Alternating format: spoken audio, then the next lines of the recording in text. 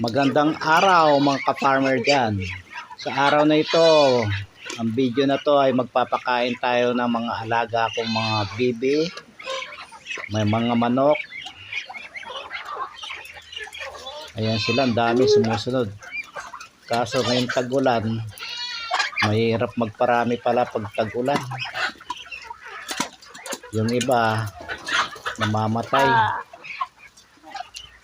Grabing putik dahil sa ulan, maputik dito sa kaidan. Ayan mga ka-farmer, ayan sila mga alaga ko. Yung mga nasa una na yan, ayun, palaisdaan yan, yung tubig yan. Pero walang laman. Mga dalag na ligaw.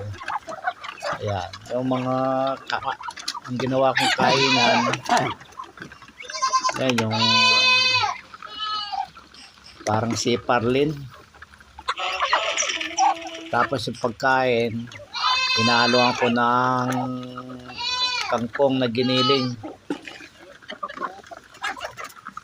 para makatipid sa pagkain ng mga bibi, mga alaga ko.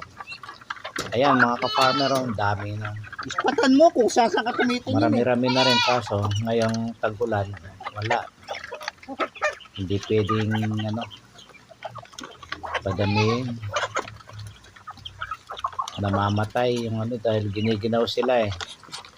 Ayun, nakaapak nga lang ako dyan, grabe putik talaga.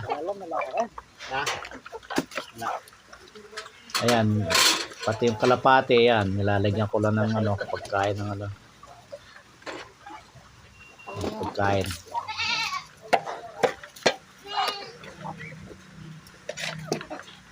Maamo na rin yung mga kalapate na yan. Ayan. Thank you for watching.